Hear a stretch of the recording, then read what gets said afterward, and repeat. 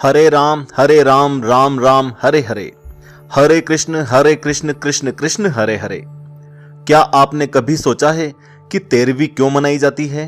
कि किसी के मर जाने के बाद 13वीं यानी कि 13वें दिन का क्या महत्व होता है? कि 13वीं करने से मृतक की आत्मा पर क्या प्रभाव पड़ता है?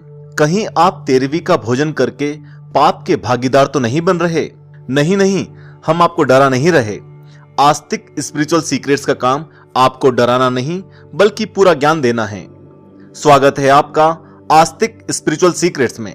भक्तों, गरुड़ पुराण के अनुसार मृतक की आत्मा शरीर से निकलकर सीधे यमलोक नहीं जाती, क्योंकि आत्मा में वह शक्ति, वह बल ही नहीं रहता कि वह अकेले मृत्यु लोक से यमलोक की यात्रा कर सके।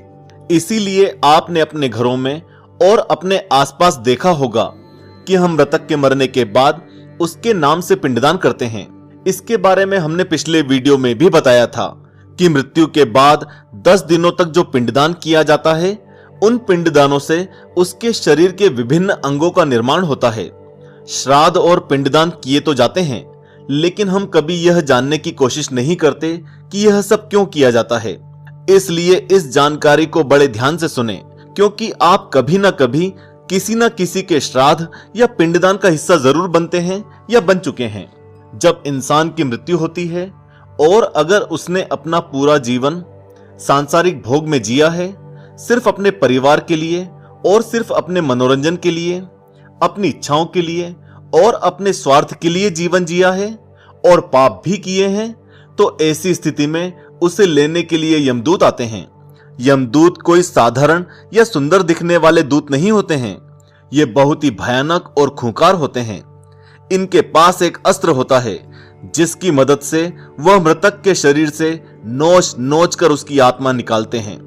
और शास्त्र बताते हैं कि जब यह आत्मा को बाहर निकालने की प्रक्रिया हो रही होती है, तब मृतक को अपने शरीर पर 40,000 बिच्छू के डंक लगने के समान दर्द होता है। अब पार्थिव शरीर से आत्मा तो निकल जाती है, लेकिन अब उस आत्मा को एक यातना शरीर में डाला जाता है, और जब तक यमदूत नहीं चाहते तब तक वह आत्मा उस यातना शरीर से बाहर नहीं आ सकती। इस शरीर में सारी इंद्रियां होती हैं, इसलिए आत्मा सब सुख दुख का भोग कर सकती है। सारा दर्द उसी तरह का होता है जैसा कि उसे मृत्यु लोक में महसूस होता था।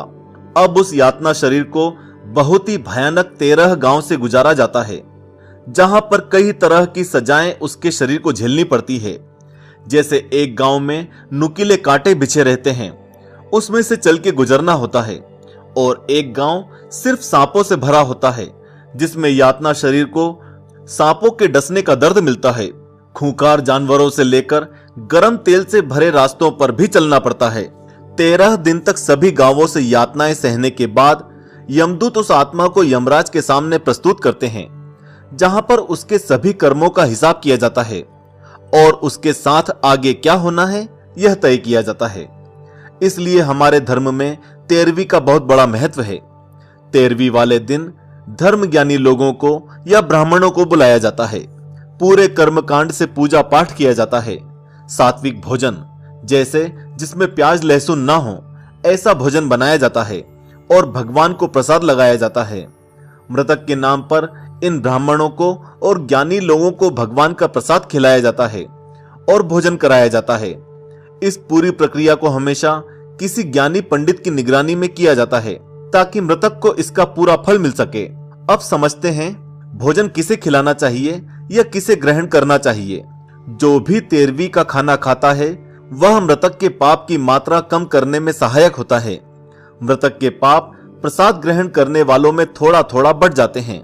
अगर यह भोजन नास्तिक, अधर्मी, पापियों को कराया जाए, तो ऐसे में मृतक के पाप के बोझ का कुछ हिस्सा भोजन खाने वाले के ऊपर आ जाता है और मृतक को भी इससे ज्यादा मदद नहीं मिलती। मानो आपने कभी किसी से कर्ज लिया है, लेकिन आप उसे चुकाने में असमर्थ रहे, तो आप उस कर्ज तले हमेशा दबे रहेंगे। तो कैसे बचें इस पाप के भागी बनने से? भोजन को ऐसे लोगों को खिलाना चाहिए या ऐसे लोगों को खाना चाहिए जो धार्मिक हों, भगवान का नाम जपते हों। ऐसा इसलिए क्योंकि इससे मरने वाले के पापों में कुछ सहायता, कुछ राहत मिल जाती है, और जो धार्मिक व्यक्ति होते हैं उसी को श्राद्ध या तेरहवीं का भोजन करना चाहिए। इसका मतलब यह बिल्कुल नहीं कि आपको कोई तेरहवीं के भोजन के लिए बुलाए तो आप ना जाएं।